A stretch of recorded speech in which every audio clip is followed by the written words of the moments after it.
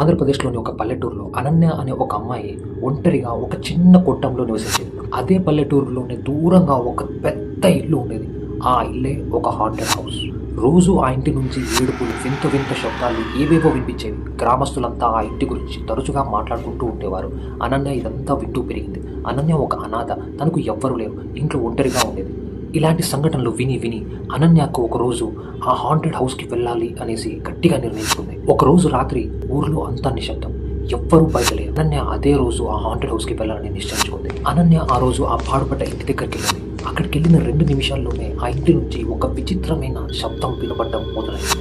ఆ శబ్దం ఏంటో అనన్యకు అర్థం అవ్వలేదు. ఆ శబ్దం ఎక్కడి నుంచి వస్తుందో మాత్రం క్లియర్గా అర్థమైంది. అది మాత్రం హాంటెడ్ హౌస్ నుంచే వస్తుంది. అదేంటి అని చూడటానికి ఎటువంటి భయం లేకుండా ఆ ఇంటి లోపలికి ప్రవేశించింది. ఆ ఇంటి లోపల ప్రవేశించిన అనన్యకి సడన్ గా ఒక షాక్. ఎదురుగా చూస్తే ఒక సమాధి, ఇంటి లోపల సమాధి. ఆ ఇంటి